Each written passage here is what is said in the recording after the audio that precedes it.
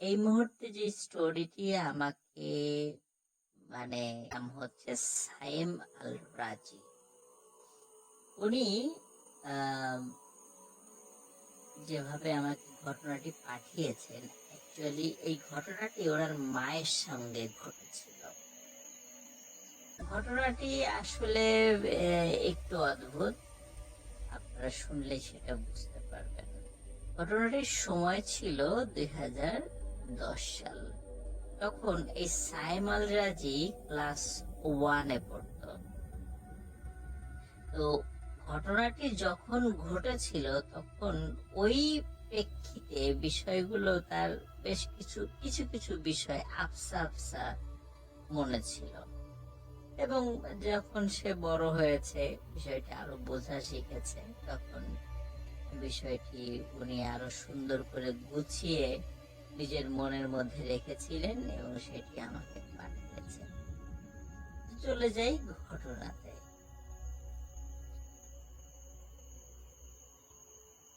গাজীপুর জেলার মৌচাক ইউনিয়নের সুরিচলা গ্রাম। সেখানে আলহেরা একাডেমি স্কুলে লেখাপড়া করতেন সাইম আল রাজি। ওই স্কুলের মালিকের ছোট্ট একটি কলোনির মতো এরিয়া ছিল। সেখানে বেশ কিছু মানুষ বাসায় থাকতেন। তো এই সাইম আল রাজির বাবার নাম ছিল ইয়াসিন আহমেদ। উনি জিসকা ফার্মাসিউটিক্যাল কোম্পানিতে জব। তো উনি, ওনার স্ত্রী এবং সাইম আল রাজি, সাইম আল রাজির মা বাবা সহ সাইম আল রাজিরা ওই স্কুলের মালিকের ওই ছোট যে কলোনি ছিল, সেই কলোনির একটি বাসা ভাড়া করে সেখানে থাকতেন। ওই বাসার ওয়াশরুম এবং বারান্দাটা এটা অ্যাটাচ ছিল। খুব ভালোই চলছিল। প্রথম 6 মাস কোনো সমস্যা ছিল না, একদম স্মুথলি এই 6 মাস তারা বসবাস করছিল। 6 মাস পর থেকেই অদ্ভুত একটি সমস্যা ফেস করেন এই সাইম আল রাজির আম্মা। সেটি হচ্ছে, এক রাত্রে তারা যখন লাইট অফ করে শুয়ে পড়েছে, তখনও আসলে ওইভাবে কেউ ঘুমিয়ে যান নাই, খুব বেশি রাত। হঠাৎ সাইম আল রাজির আম্মা উনি ফিল করলেন মশারির ভেতর দিয়ে কেউ ওনার হাতে টাচ করল। শুরুতে উনি মনে করেছিলেন এটা হয়তো মনের ভুল। বেশ কিছু সময় পর আবারও তার মনে হলো মশারির ভেতর দিয়ে কেউ তার শরীরে, বিশেষ করে হাতে টাচ করল। উনি চিন্তা করলেন কি ব্যাপার, ঘরের মধ্যে তো অন্য কোনো মানুষ নেই, ঠিক মানুষের মতো করে শরীরে টাচ করা, এটা কে করছে? প্রথম দিন আসলে উনি কাউকে সেভাবে কিছু বলেন। দ্বিতীয় দিন একই ঘটনা ঘটে। তৃতীয় দিন যখন এই ঘটনাটি ঘটে, তখন উনি ওনার হাজবেন্ডকে বলেন, এই ওঠো তো, দেখো তো এই ঘরের মধ্যে কেউ আছে কিনা। তখন ওনার হাজবেন্ড সাইম আল রাজির বাবা বলেন, না, এখন এই ঘরের মধ্যে কে থাকবে, কেউ তো নাই এখানে।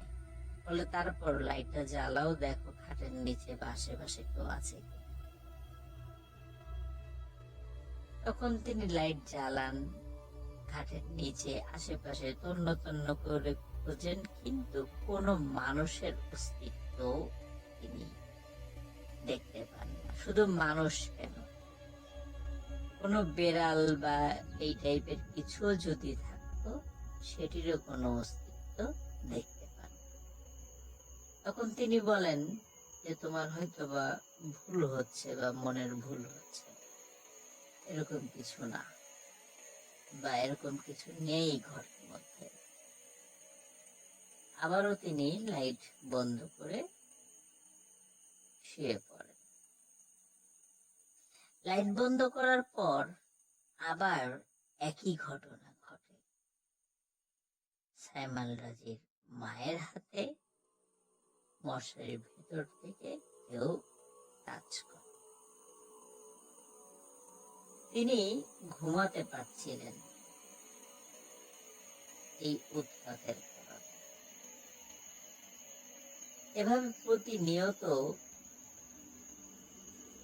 সমস্যা হচ্ছিল, কিন্তু অদ্ভুত ব্যাপার, এই ঘটনাটি শুধু ওনার সাথেই ঘটছিল, তার মানে সাইমাল রাজির মায়ের সঙ্গেই ঘটছিল। সাইমাল রাজির বাবা ইয়াসিন আহমেদের সাথেও ঘটছিল না, আর সাইমাল রাজির সাথেও ঘটছিল। এক রাত্রে আগের সকল রেকর্ড ভেঙে দিয়ে মারাত্মক একটি ঘটনা ঘটে যায়।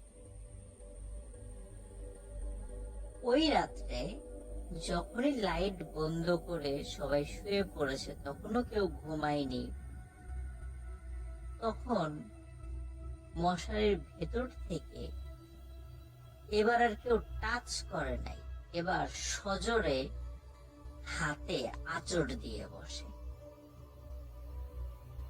সাইমাল রাজির মা ধর্মর করে উঠে বসে, কি ব্যাপার, শরীরে এত জোরে আঁচড় কে দিল? তখন সাইমাল রাজির বাবাকে বলে, এই দেখো, উঠো, নিশ্চয়ই এই ঘরে কেউ আছে, এটা আমার মনের ভুল না, আমার শরীরে জোরে আঁচড় দিয়েছে, তুমি লাইট জ্বালাও, দেখো কে। সাইমাল রাজির বাবা লাইট জ্বালান, আবারও উনি তন্ন তন্ন করে ঘরের মধ্যে খোঁজেন, কাউকে দেখতে পান। লাইট বন্ধ করে আবারও যখন শুয়েছে, সাথে সাথে আবারও একই রকম ভাবে বা এর থেকেও জোরে সাইমাল রাজির মায়ের হাতে আঁচড় দেয়। সাইমাল রাজির মা আবারও চিৎকার করে ওঠে। সাইমাল রাজির বাবা উঠে লাইট জ্বালায়, আবারও খোঁজে, কিন্তু এবারও কাউকে পায় না। আবারও লাইট বন্ধ করে শুয়ে পড়ে, আবারও একই সমস্যা। সাইমাল রাজির মা উঠে বসে এবং তার হাজবেন্ডকে বলেন যে এভাবে আর চলতে পারে না, এভাবে ঘুমানো যায় না, আমি আর পারছি না। তখন যেটি করা হয় সেটি হচ্ছে, সাইমাল রাজির মা উনি বিছানার ঠিক মাঝখানে চলে আসে। সাইমাল রাজি তো ছোট মানুষ, উনি ক্লাস 1-এ পড়তো তখন তাকে বিছানার এক পাশে দেয়া হয় এবং সাইমাল রাজির বাবা বিছানার এক পাশে, মানে ঠিক মাঝখানে সাইমাল রাজির মা শুয়ে পড়েন, যাতে করে ওই মশারির এক পাশ থেকে তার শরীরে কেউ আঁচড় দিতে না পারে। যখনই উনি মাঝখানে শুয়েছেন এবং একটু ঘুম ঘুম আসছে সবার, হঠাৎ সাইমাল রাজির মা ফিল করেন কেউ তার বুকের উপরে এত জোরে চাপ দিয়েছে যে তার দম বন্ধ হয়ে গেছে, সে আর শ্বাস নিতে পারছে না, মনে হচ্ছে তিনি এখনই মারা যাবেন। অনেক কষ্টে উনি শ্বাস নিতে সক্ষম হন এবং তার হাজবেন্ডকে আবারও ডেকে তোলেন এবং বলেন, আমার বুকে প্রচন্ড জোরে কেউ একজন চাপ দিয়েছে, আমি মারাই যাচ্ছিলাম, তুমি লাইট জ্বালাও। লাইট জ্বালানোর পর আস্তে আস্তে সবকিছু স্বাভাবিক হয়ে এবং উনি স্বাভাবিকভাবে শ্বাস নিতে থাকেন। ওই রাত্রে কেউই আর ঘুমাতে পারে না। সকাল হতে না হতেই সাইমন রাজির মা তার নানা বাড়িতে ফোন করে।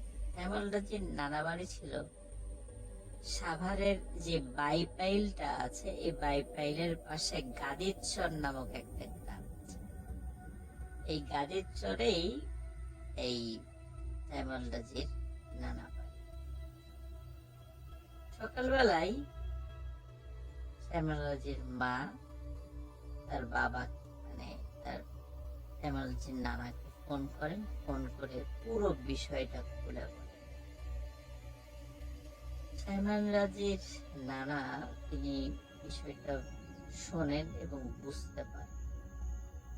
তিনি বলেন যে তোমরা শুক্রবারে বাড়িতে চলে আসো, আমি দেখি বিষয়টা কি করা যায়, কিভাবে সমাধান করা যায়। ওই গ্রামে সবুর কবিরাজ নামে একজন কবিরাজ ছিলেন, খুব ভালো একজন কবিরাজ, যিনি এখনো জীবিত আছেন। তো তার কাছে নিয়ে যান। তো সবুর কবিরাজের কাছে একটা জিন আসে বিভিন্ন ট্রিটমেন্ট রিলেটেড কাজে। সবুর কবিরাজ বলেন, রবিবার দিবাগত রাত 12:15 আপনারা আসবেন, আমি আমার জিনের সাথে আপনাদের কথা বলি। তো সাইমন রাজি ছোট মানুষ ছিলেন, তিনিও গিয়েছিলেন। তিনি, তার মা, তার বাবা, তারপরে তার খালামণি, তার খালু, এরকম, তারপর তার নানু, এরকম প্রায় 7-8 জন আত্মীয় স্বজন মিলে ওই বাড়িতে যান।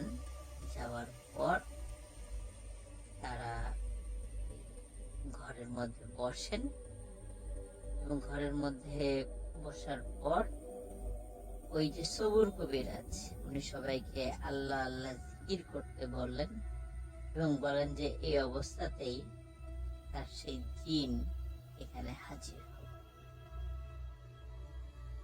জিকির যখন করা হচ্ছিল তখন সাইমন রাজি তো উনি তো ছোট মানুষ ছিলেন, তখনই উনি বুঝতে পারছিলেন, মনে হচ্ছিল আশেপাশে প্রচন্ড জোরে ঝড় হচ্ছে। ওই বাড়ির আশেপাশে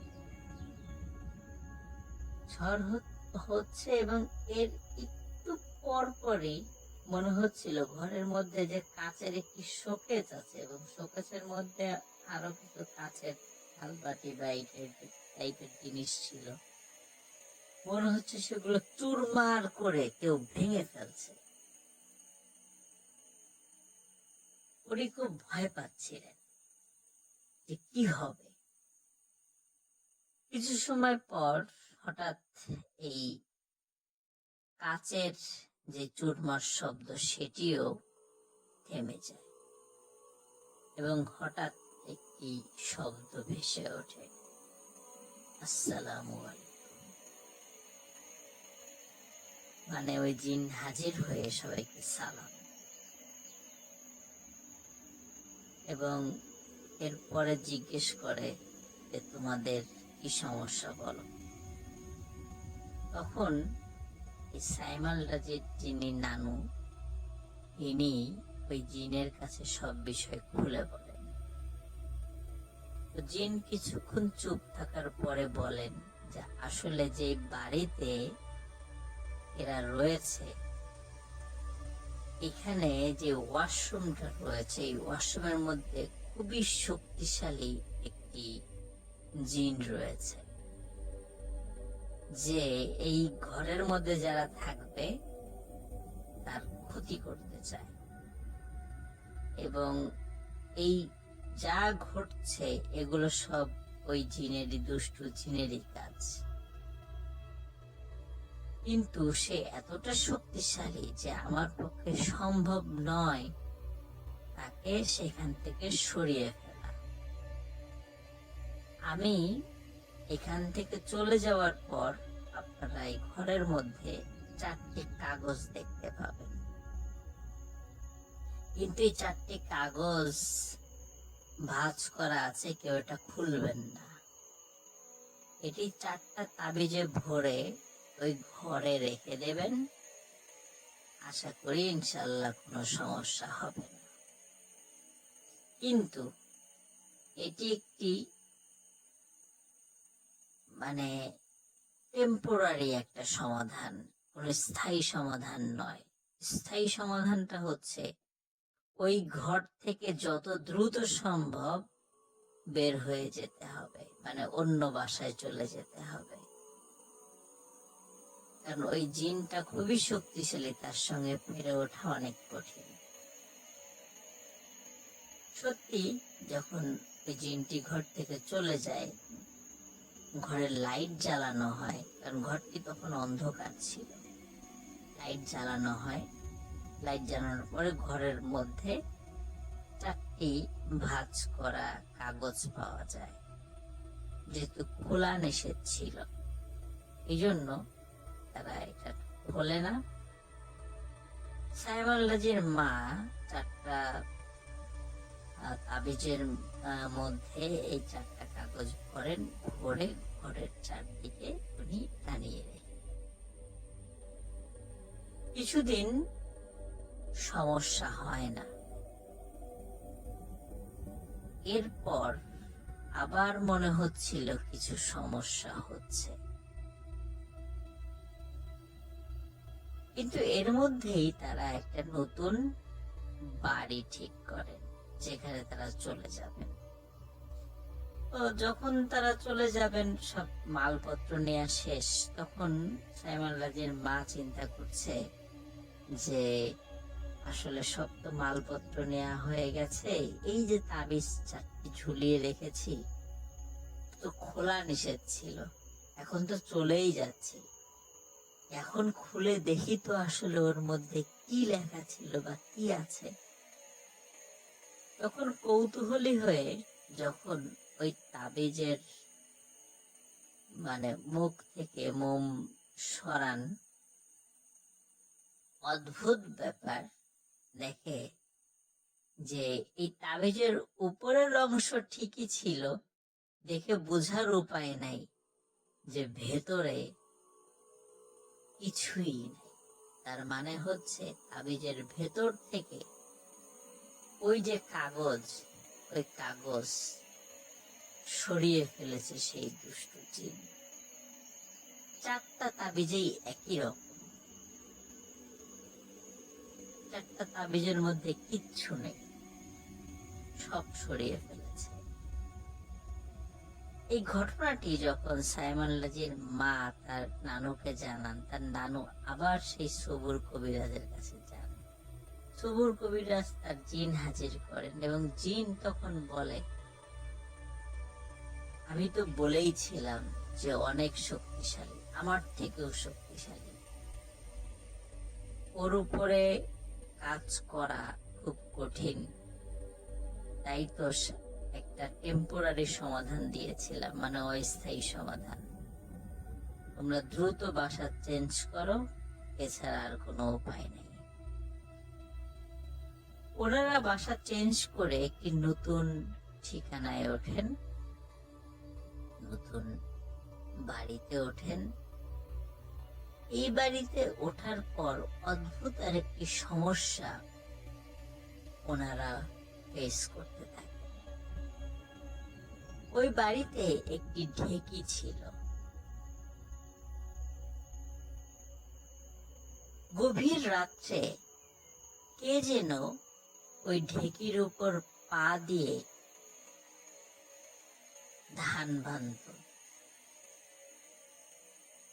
ঢেকির কচকচ শব্দ হতো, কিছু সময় হতো, তারপর থেমে যেত। তারা যখন উঠে দেখতে যেত যে ঢেকিতে কে পা দিয়ে ঢেকিটা চালাচ্ছে, গিয়ে দেখতো যে না, ঢেকি ঢেকির মতোই আছে, কোনো শব্দ নেই। তাহলে কে এই ঢেকিটি চালায়? যখন এই সমস্যাটা ওই বাড়িতে ওনারা ফেস করা শুরু করলেন, তখন সেখান থেকেও তারা চলে যান। কিন্তু ইতোমধ্যে তারা একটি নিজেদের একটি বাড়ি তৈরি করে ফেলেছেন, সেইখানে তারা উঠে যান। সবুর কবিরাজের সাথে থাকা ওই জিন সাইমন রাজির মাকে বলেছিল যে তুমি যদি 5 ওয়াক্ত নামাজ পড়তে থাকো, তাহলে ওই দুষ্টু জিন আর কখনো তোমার কোনো ক্ষতি করতে পারবে না। সাইমন রাজির মা 5 ওয়াক্ত নামাজ শুরু করেন, এখন পর্যন্ত তিনি সেটা কন্টিনিউ করছেন। এবং সাইমন রাজি আমাকে বলেছেন যে এরপর থেকে আজ অবধি আর কোনো সমস্যা তার মায়ের সঙ্গে হয়নি।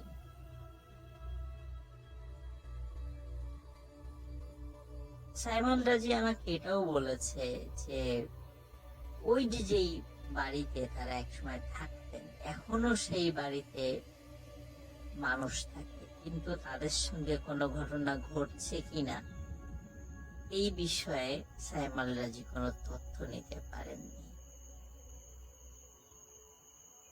প্রিয় লিসেনার্স, এটি ছিল ঘটনা।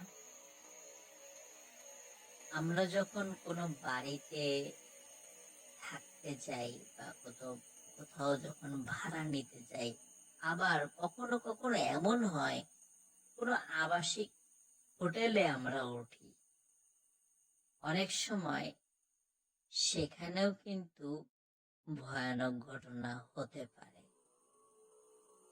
এই ঘটনার সাথে আমি নিজে আরেকটি আমার সঙ্গে ঘটে যাওয়া একটি ঘটনা আপনাদেরকে শোনাতে চাই।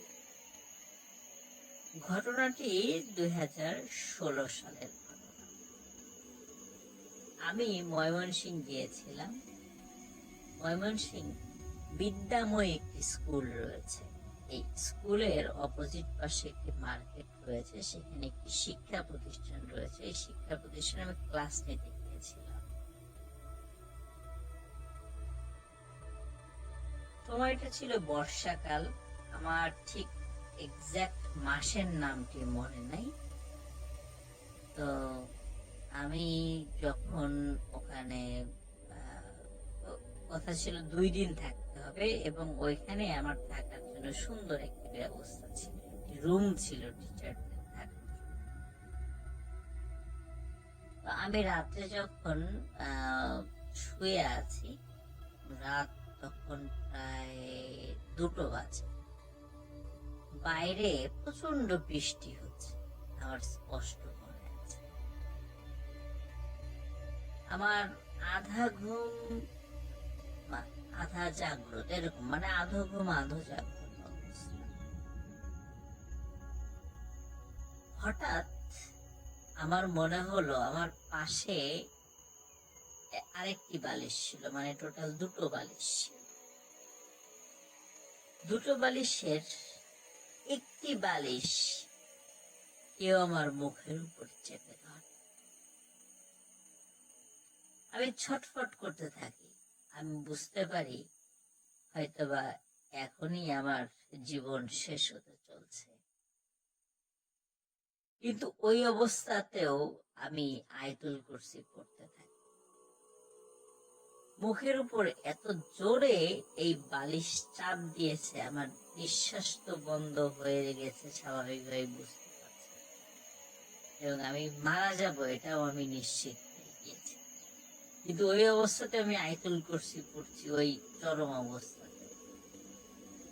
যখন আয়াতুল কুরসি অর্ধেক হয়ে গেছে, তখন আমার মনে হলো মুখের উপর বালিশের এই চাপটা হালকা হয়ে আসলো এবং আস্তে করে আমার মাথার উপর থেকে সেই বালিশটি সরে গেল। আমি লাফ দিয়ে উঠে বসলাম, লাইট জ্বালালাম, আমি কাউকে পেলাম। সারাটা রাত আমি লাইট জ্বালিয়ে বসেছিলাম। পরের দিন সকালে আমি ওই প্রতিষ্ঠানের যিনি প্রধান ছিলেন তাকে জিজ্ঞেস করলাম যে আচ্ছা, আপনার এই রুমে কি কোনো সমস্যা আছে? তখন উনি তো স্বীকারই করে। আমি বললাম যে আমার সাথে এই ঘটনা ঘটেছে। তখন উনি বলেন, না, এটা স্যার আপনার মনের ভুল। কিন্তু কোনটা মনের ভুল আর কোনটা বোবায় ধরা বা কোনটা কি সমস্যা সেটা নিশ্চয় আমাকে নতুন করে ব্যাখ্যা করতে হবে না। আমি তাকে বুঝিয়ে বললাম যে আপনার এখানে কোনো সমস্যা আছে। তখন উনি আমাকে রিকোয়েস্ট করলেন যে প্লিজ আপনি অন্য কোনো টিচারদেরকে এই বিষয়টি বলবেন না, তাহলে ওনারা আসবেন। তখন আমি তাকে বললাম আমি অবশ্যই বলবো। এই কারণে বলবো কারণ অন্য কেউ এখানে এসে বিপদে পড়ুক এটা আমি চাই না। আমি আমার এক সিনিয়র টিচারকে এই বিষয়টি যখন বললাম তখন উল্টো উনি আমাকে যে বিষয়টি বললেন সেটা শুনে আমি নিজেই রীতিমতো ভয় পেয়ে গিয়েছিলাম।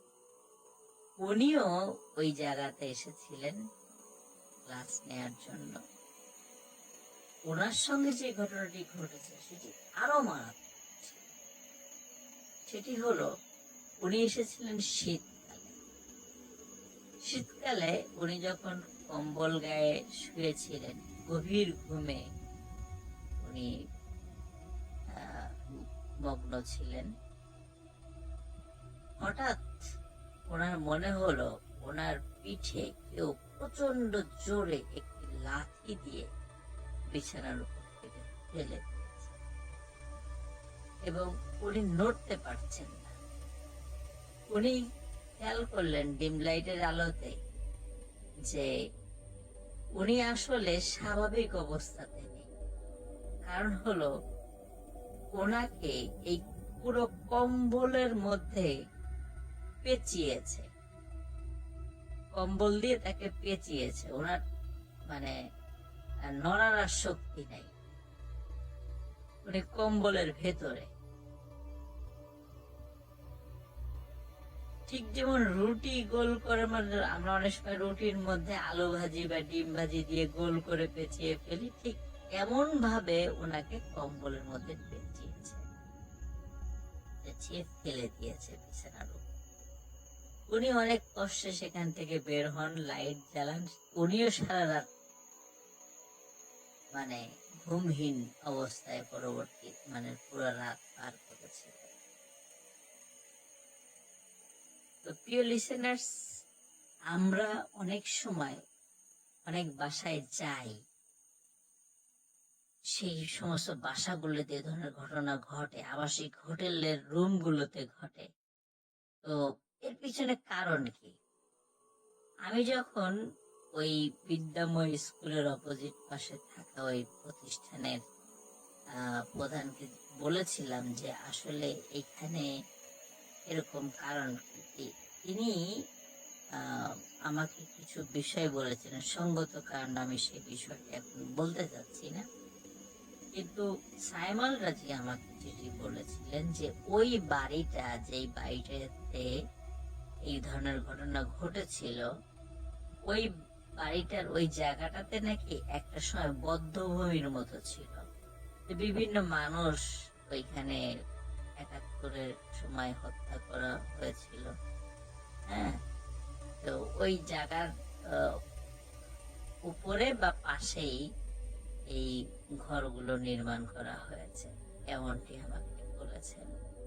তো স্বাভাবিকভাবেই সেখানে এই ধরনের ঘটনা ঘটতেই পারে।